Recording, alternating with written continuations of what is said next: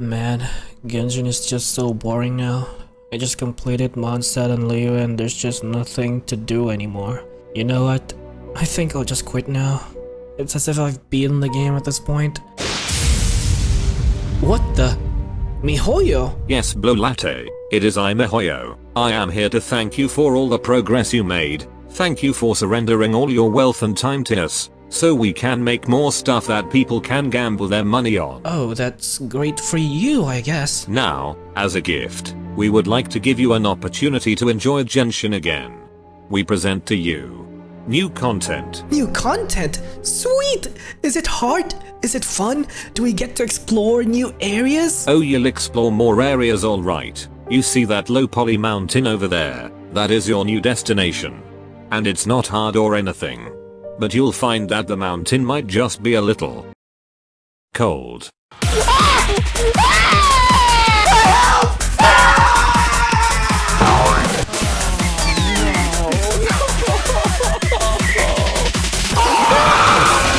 What the fuck? No! What kind of place is this?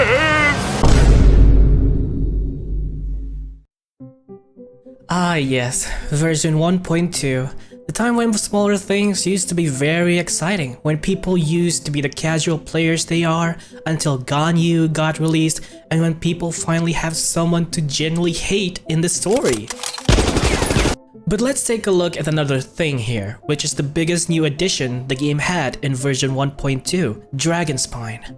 I remember I got asked about which region or location I liked the most back in the days. Most people answer that Liyue is the most beautiful thing they've ever seen. From Dihua Marsh to Jueyun Karst, it's such a big region after all. Some might even have told that their favorite was actually Mondstadt, and they have their own reasons. I personally though didn't choose either of them because I was actually most fascinated by Dragonspine when 1.2 was released. I was fascinated by how it differs from the other locations we've explored. So let's talk about why Dragonspine was such a big deal for Genshin's exploration. I absolutely love Genshin from its exploration aspect, and this is coming from someone who has played brilliant exploration-centric games before, like The Legend of Zelda Breath of the Wild. Collecting chests, discovering domains and puzzles, finding out hidden lore in each region, these are all what I really liked from Mondstadt and Liyue. But the moment I stepped into the areas of Dragonspine, I immediately knew that things are about to change. Genshin's exploration was going to be different from before, and it's in a very good way. mihoyo themselves told us that Dragonspine was going to be special. It was going to become a challenge that the developers needed to take on. How does a mountain standing in between Mondstadt and Liyue was going to distinguish itself from the places we've explored? How is it going to maintain immersion when we enter its environment? This is where they introduce a new exploration mechanic into the game, the sheer cold. Dragonspine isn't just a mere tall mountain you can climb without any preparation. Even as something that is probably going to be the first object new players see when traveling Mondstadt, Dragonspine is not going to let you wander as free as other locations. It's definitely not going to let you cross between Mondstadt and Liyue that easily. The sheer cold made it clear that if you want to explore this particular mountain, you might want to understand how cold weather works. Get some fire, get some pyro characters, because you're really going to need them, especially while fighting strong Fatuis and Hilichurls. The developers wanted for every location they create, players not only get to see what they explore, but also feel it in the game somehow.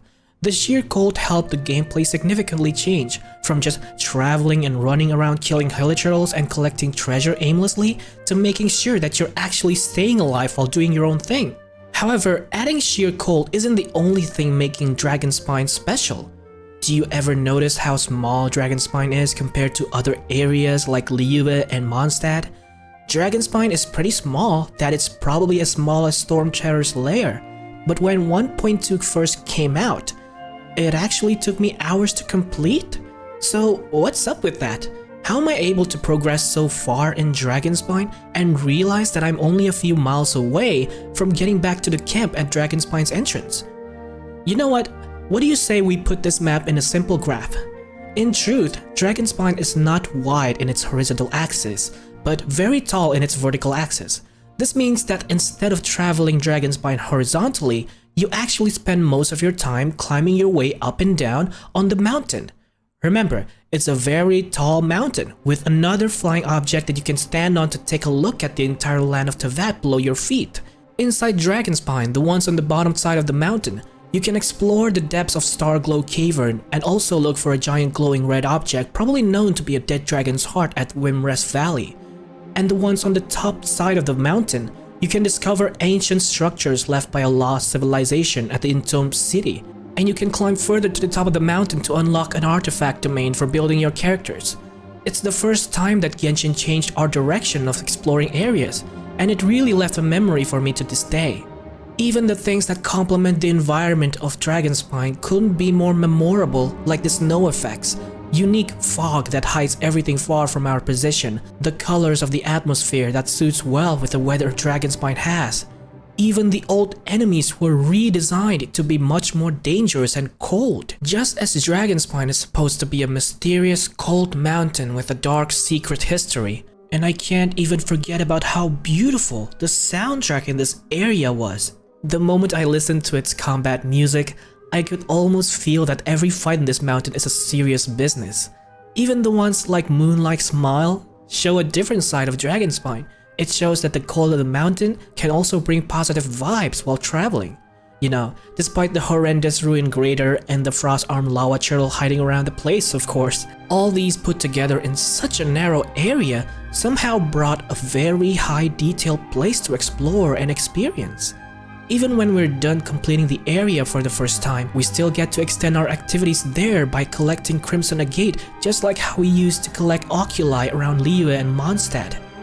Even though it's a place that we barely visit nowadays, being the player that played this game since 1.0 myself, I couldn't really let go the days when I used to spend my time trying to explore the entire place. When I used to take my time and appreciate its appearance and sound, it was a very interesting experience. And for the new players that actually just started this game, I think my advice to you is to just save Dragonspine for last.